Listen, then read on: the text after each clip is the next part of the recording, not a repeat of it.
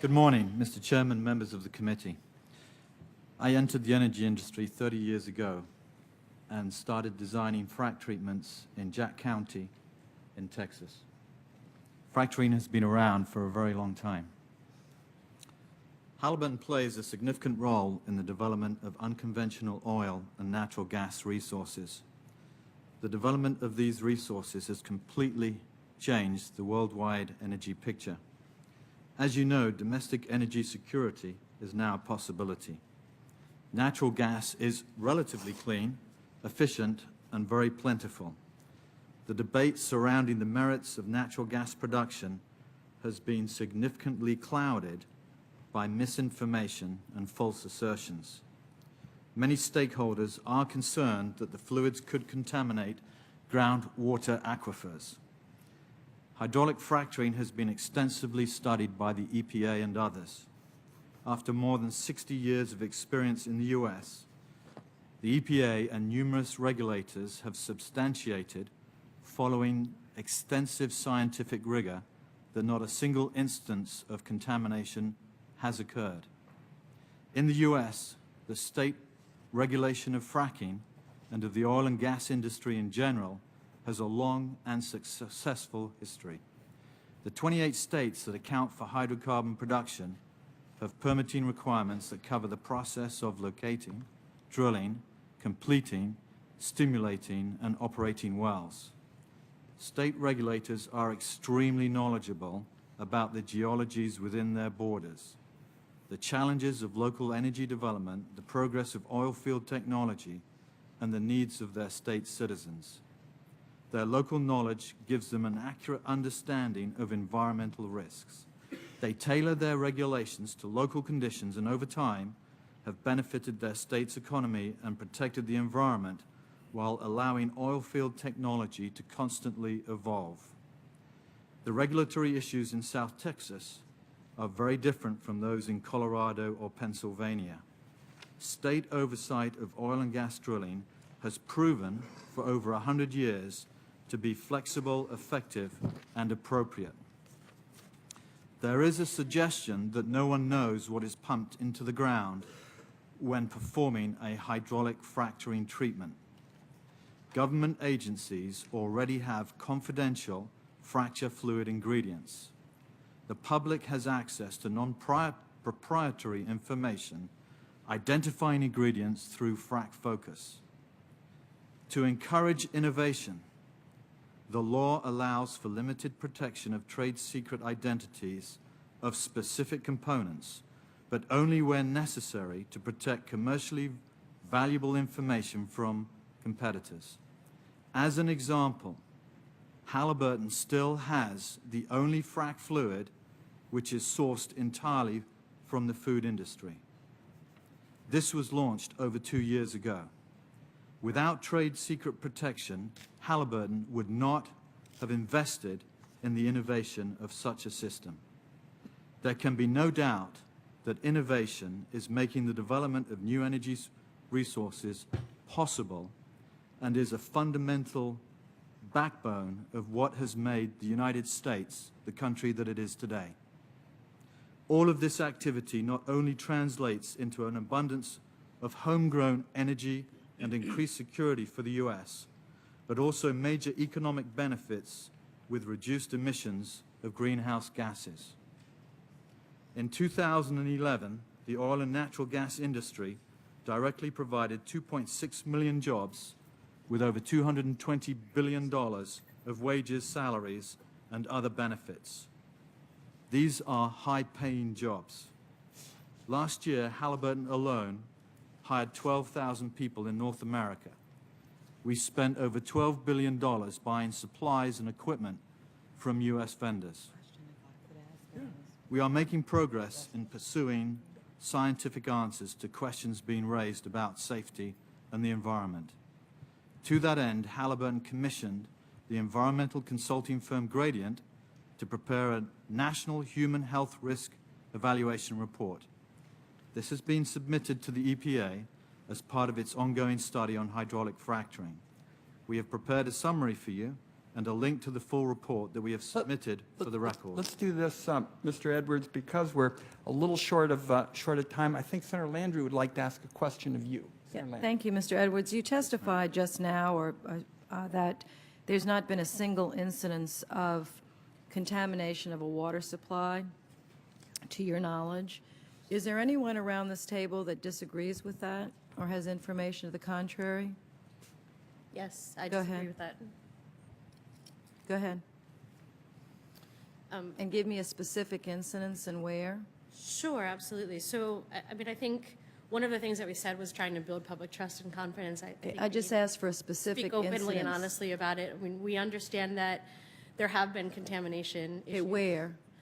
In a water supply. Methane contamination in Dimock, Pennsylvania, was looked at that it was deemed thermogenic gas, not biogenic gas. Can I just consistent stop you there? shale Mr. oil. Edwards, do you acknowledge that or no?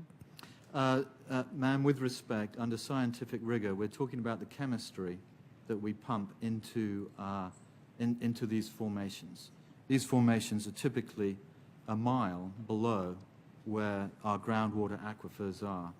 And under scientific rigor, it's hard to understand how the chemistry can migrate through a significant volume of rock to contaminate groundwater aquifers. So as it relates to specifically contamination of aquifers from the hydraulic fracturing process, if we talk about methane, that is not a chemical we inject into the ground using in the hydraulic fracturing process. So I do reject that claim. Yeah, and I make this point, Mr. Chairman, because, you know, I know that there's still groups talking over each other, and I think this roundtable is an excellent opportunity to kind of get to the middle here. I keep hearing from environmental groups that there are many examples of contamination of groundwater. And I keep hearing from the industry what Mr. Edwards is testifying, that they don't know of a single incident. So I'm trying to get... So, Senator...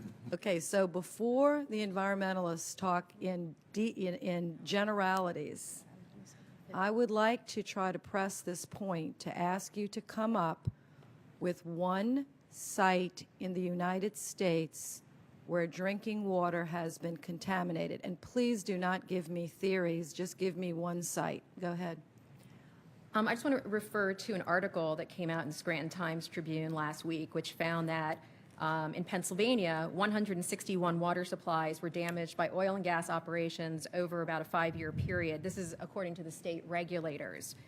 This does not tell us how many families were impacted, and it doesn't include many private legal settlements. But there's no doubt that water has been contaminated by natural gas production as documented by state regulators in Pennsylvania, Ohio, Colorado. Okay, so we have, New that's Mexico. fine, we have completely differing, you know, testimony What we here. have- Mr. Edwards says he doesn't know of, and Halliburton's a big company that probably does work for all the companies around here, says that there are no recorded incidences, yet you all say there are. So I don't want to have this debate here and take up the chairman's time, but I'm going to have my staff and whatever other staff I can get to help me take that information back to my office and examine it so that by the end of this day, I kind of can understand that. But And that's Senator- okay. We don't have Senator, to argue about it Senator, if now. I could help the staff along a little bit, maybe, because I agree with Mr. Edwards, okay, in the sense that, okay, the act of hydraulic fracturing itself, which is going on many thousands of feet below the surface,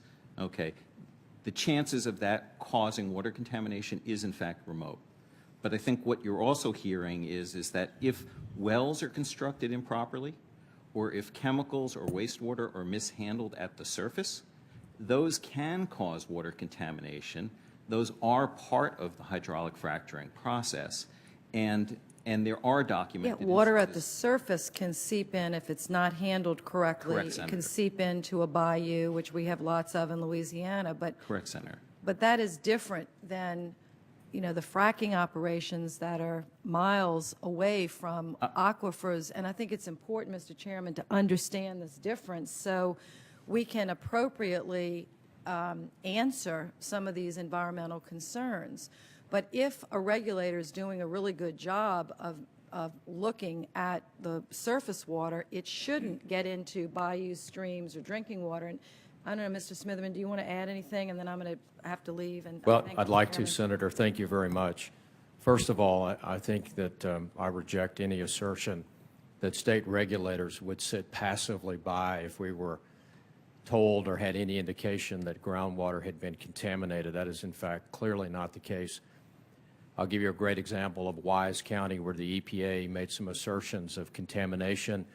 We sent our investigators in almost immediately. They conducted an extensive geologic and fact-based investigation and concluded after a relatively short period of time that fracking was not the source of methane being intermingled with drinking water. And shortly thereafter, the EPA validated our investigation. So we're as concerned about this as anyone. An incident like that, if it were proven, would be devastating to the industry. It'd be devastating to our state. And so we would not tolerate it at all. But I can tell you in Texas, we have no recorded cases of fracking contaminating fresh water. Senator Risch wants to weigh in on Well, that. Mr. Chairman, Senator Landrieu raises a really good point. You know, this is an issue that I know it's kind of on the fringe of what we're talking about, but it is extremely important to the American people. And when we have hearings like this and when we make policy, credibility is absolutely critical. I think everybody in this room probably has read articles about extravagant claims of contamination of groundwater. It's frightening to the American people. It's frightening to us if indeed it's true. And yet when you dig deeper, you can't find any reliable scientific studies that have shown that there is such contamination. So Senator Landrieu raises a really important point. And as we go forward and we have to make decisions about who we trust, who has credibility, and whose advice we take as we make policy, this particular issue is really, really important. So thank you, Mr. Chairman, for making time to focus on this, and thank you, Senator Landrieu, for asking the question. Thank you, Senator Risch. Let's do this. The question that Senator Landrieu is raising, I think, is an extraordinarily important one for this debate. And we'll keep the record open, let's say for a week, for all sides. Mr. Edwards, you made the statement earlier. There's obviously some disagreement. What we're going to try to do, and Senator Murkowski and I have talked about this, we've explained to people that at the end of this forum, we're going to sit down and talk with colleagues about ideas for how we might proceed. There is not a bill that's going to be sprung on people, and they're going to be told there's going to be a markup or anything of this nature. So this is very important material, and Senator Landrieu's answer deserves a kind of written response from all who want to weigh in. My own take, having listened to both sides, is that not all fracking is created equal. There are also questions with respect to the cement work and the like, and we need to get into those kinds of issues. So we'll keep the record open on this particular point because it obviously is so central to the question that you, Mr. Noble, talked about and Francis Beinecke talked about, and that is if the public is going to have confidence here, we need to get on top of the science, which is what the exchange that Senator Landrieu's question involves. So we'll hold this open, and can we expect all parties who want to weigh in on this question, the question of fracking and groundwater contamination, can we have your answers within a week? And it's groundwater one and surface water another. Very good. Absolutely. All sides, one week for the answers.